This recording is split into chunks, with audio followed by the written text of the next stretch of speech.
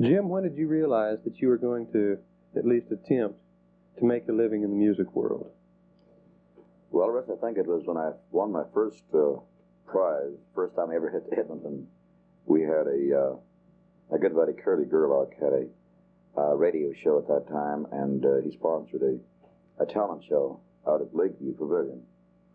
And out of about 75 artists that showed up, guitar pickers and singers and would-be singers and has-been singers, I was one of the people that were chosen for the contest. And I never dreamed that I would ever walk off with first prize. I had organized a little group, I'll never forget them, called the Silver Valley Ranch Boys. This is about 1954, I think, 53, 54. I hope I'm not aging myself too badly. And we went out there, and we did walk off with first prize, and I've never forgotten that moment. I was very happy, and this sort of gave me the incentive to just keep going, and things sort of, well, happened after that for the best, I'm glad to say. A song that was a great hit for Jimmy Arthur Ordge was Muktuk Annie, and I might add the subject of some controversy. Tell me just what went on with Muktuk Annie. Well, actually, we got more publicity out of it, Russ, than we had imagined we were going to get. It was a band up north in the Inuvik and Frobisher-Bear area, because at first, when the song broke, people up there thought, or the radio station thought, it was making fun of the Eskimo. It wasn't. Bob Ruzicka wrote it in such a fashion that it was slamming the establishment because of this girl that wanted to go down to Montreal and learn to dance. She wanted to dance like she wanted to get after it. And this guy is trying to teach her to cook and sew and drive trucks and stuff. Well, she didn't want to have any part of that. So she goes back up north, you see. She opens a club, makes $100,000, comes back and hires the guy for a doorman that tried to teach her how to learn to cook and sew and drive a truck. So she showed him up. In other words, this is the whole basis of the song. It certainly is not a slam against the Eskimo. And mind you, that got rectified, and everything went fine after that. Some of the material you're doing tonight is from a brand new album. Tell me about your new album. Well, Russ, it was produced by a very good friend and a great entertainer, R. Harlan Smith, on his own label, Royalty Records. And I think Harlan did a remarkable job of the production. He's a great writer. I'd say almost 50% of the numbers on the LP are of his penning. And we did it last July. It took a good month to put the LP together. And this is why I appreciate about Harlan so much. He is very fussy.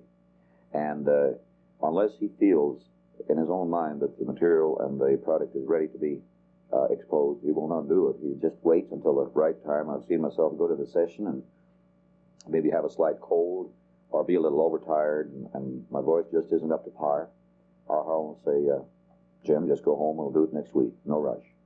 And it should be out very shortly. As a matter of fact, sometime this week, Russ, we're looking forward to it. It's called Story Time and Prayers, after one of the songs that R. Harlan has on the record. And I'm quite proud of it. We're certainly looking forward to it. The single off the LP, one called The Old Man, should be out just about any day now. Back with a real fine, lively little tune called The Ship of Love. Also a local boy wrote it.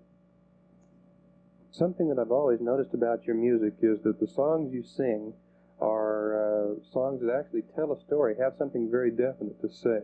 I can't sing a song or put my heart into a song that I don't feel. I like to be able to get the point across, and this is why I sometimes have a hard time picking material, because I have to feel the song. Sometimes on stage, I get emotionally carried away with the song I am really involved in, and I actually forget where I'm at, really, until it's over, because I like to get right into it, because I find, Russ, that if you're going to get to the people that are listening to you, if you're going to telegraph to them, so to speak, you've got to feel it yourself. They've got to be able to know that you feel it, because if you're bluffing, they can see through you. They'll say, well, he's just putting on a big act, but if you really get into it, and you really feel what you're doing, you find it gets across to them. I suppose country music has undergone some really drastic, radical changes since you first started out. Tell me what changes you've seen. Well, Russ, there's been several changes. Mind you, the music, the country music has really gone uptown. You find your pop singers are recording country, and your country singers are recording pop. There's been a real change. Plus the fact that in the older days, I remember when people like Hank Snow or Webb Pierce, well, it was run rather rigidly. In other words, there was one leader. He did it all. He did all the emceeing. He did all the introductions. And the other group had nothing to do with that part at all. They simply played and backed the star. Nowadays, you'll find that the star, or whatever it may be, the leader, will go up. You'll have the boys sort of join in and just talk a little bit to the people. I'll ask one of the guys a question, he'll answer, and the other guy will come up with a little joke. And it's more of a family affair now. It's more of everybody gets into the act. And I think this is beautiful because when one person gets up there and does all the talking and does most of the singing, and it's too much like a tyrant, you know. The other guys just have to sit back and watch this guy and get ready for the next thing he does. But this way, I think it's nicer. I suppose the word living on the road, the term living on the road, if it ever applied to anyone, certainly applies to you, because you do just that. What kind of a life is it out there on the road all the time? Well, Russ, it can be a very good life. It can be a productive life, and it can be a tragic life. It's strictly up to the individual on the road, as well as in the city when you're working. You have friends. People always like to associate themselves with entertainers. Number one, the first thing they want you to do is go on a party, or they want to buy you a drink, or buy you as many drinks as you can possibly drink. They don't realize sitting up there that you must go up there and you're an entertainer, you're an artist. People have come to see you perform. Now, if you get yourself intoxicated, or if you hit the narcotics, or whatever the case may be, you become disassociated with your crowd. You start living up here all by yourself. In other words, you do things that you wouldn't ordinarily do. And this is what makes road life, and of course, entertainment, any phase of the entertainment business, be it movies, picking country, picking rock, you can slip very, very easily. That's a very, very precarious situation to be in. And I think that two words that can save many an entertainer, and a lot of entertainers, as you know yourself, Russ, have gone down the drain because just too much overindulgence. You have to learn to say no thank you.